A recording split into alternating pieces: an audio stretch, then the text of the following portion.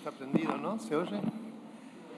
Muy buenos días, muchísimas gracias por la invitación, que me honra una vez más. Confían en lo que uno puede aportar, aunque sea un grano de arena. Yo voy a comenzar con algunas consideraciones generales sobre el Consejo de la Magistratura. Voy a seguir con el proyecto que presenta el oficialismo y luego voy a observar al proyecto de la oposición para, por último, hablar del proyecto del Colegio de Abogados de la Ciudad de Buenos Aires y del FORES. Todo muy brevemente, no se preocupen porque ya mucho se ha dicho. Respecto de lo primero, yo recuerdo, porque tuve la suerte de ser asesor del Consejo para la Consolidación de la Democracia, que allí se discutió muchísimo sobre la conveniencia o no de incorporar un Consejo a la Magistratura y se decidió que no era pertinente por una cuestión muy sencilla. Nosotros tenemos un sistema estadounidense. ¿Por qué en los Estados Unidos no pasó esa politización, esa partidización, que precisamente sí pasó en la Argentina con lo que es la designación y la remoción de jueces? Pues una cuestión muy sencilla, porque rápidamente se introdujo un proceso participativo en los distintos momentos que van hacia la designación del juez.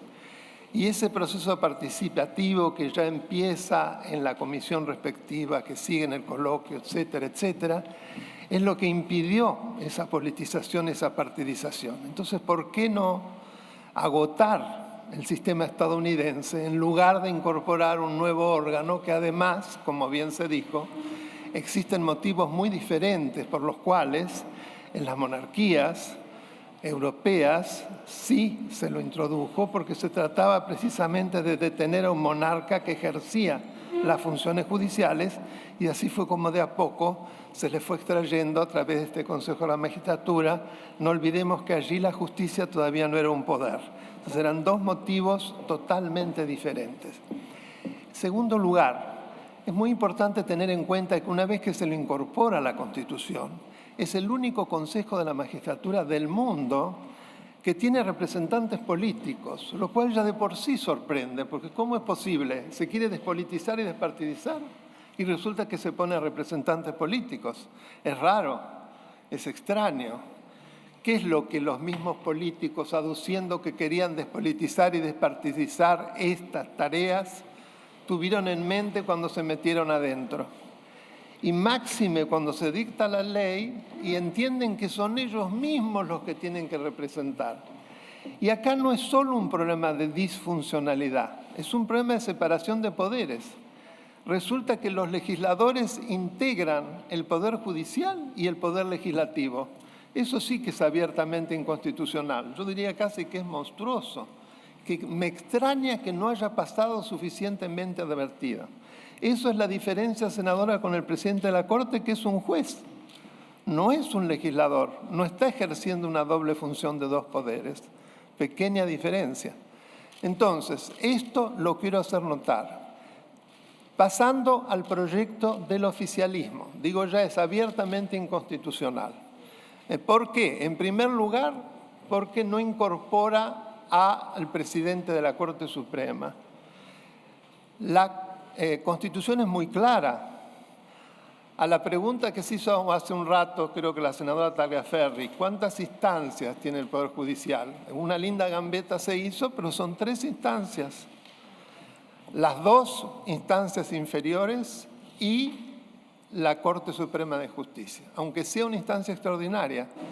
Hay un principio fundamental en materia de interpretación constitucional que dice lo siguiente: allí cuando la literalidad es clara, no se debe recurrir a ningún otro criterio de interpretación. Es más, si lo que se hace como interpretación es precisamente sesgar lo que el texto de la ley dice claramente, se está haciendo una interpretación dogmática que deforma el texto de la ley, que es lo que en este proyecto claramente se hace.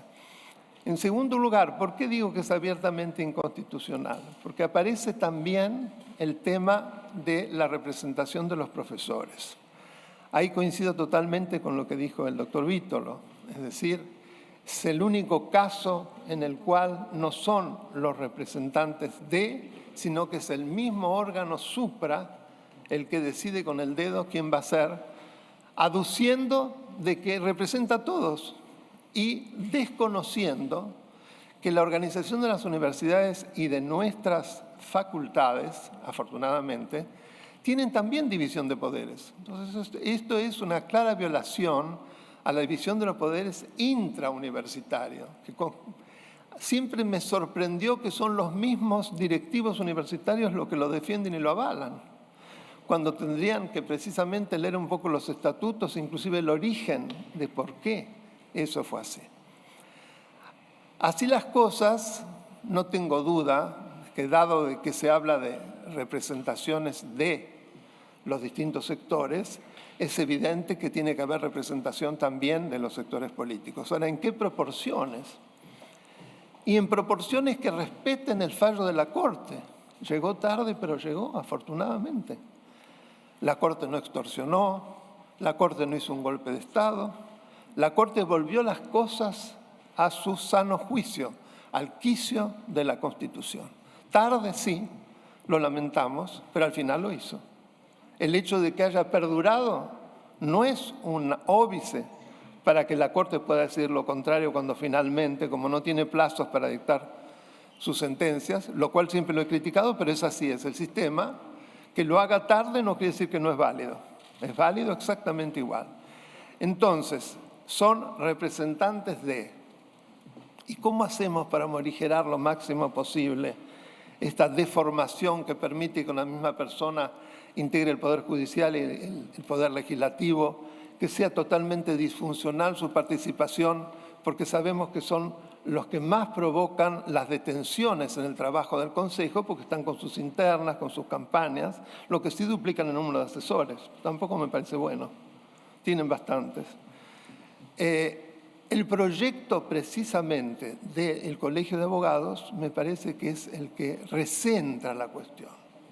¿Por qué digo que la recentra? La recentra porque trata de morigerar, en primer lugar, las representaciones de aquellos órganos que ya participan, designando el Ejecutivo y prestando el acuerdo al Senado.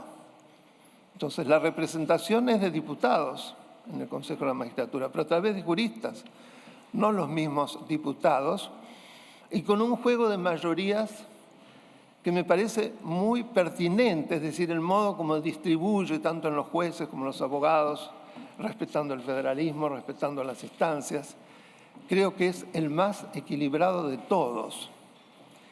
Y cuando digo esto, hago votos para que la función tan importante que ustedes cumplen, y que en este caso van a cumplir nada menos que la posibilidad de la separación de poderes y la independencia de la justicia. De la independencia de la justicia reposa la existencia de una república constitucional o no, que desgraciadamente está muy degradada y que la degradación proviene en gran parte de esta malhadada ley 26.080 que capturó en manos del oficialismo a la justicia y que le brindó al oficialismo de turno, sea cual fuere, una capacidad de veto que es absolutamente contraria a lo que quiso el constituyente cuando incorporó el Consejo de la Magistratura. Es decir, lo distorsionaron como un guante para dominarlo y hacer algo peor que lo que existía antes. Así que yo con esto creo que he respetado mi tiempo, senador, que me parece muy importante, y quedo a disposición de ustedes para todas las preguntas que me quieran hacer. Nuevamente agradezco. Muchísimas gracias a todos. Sí.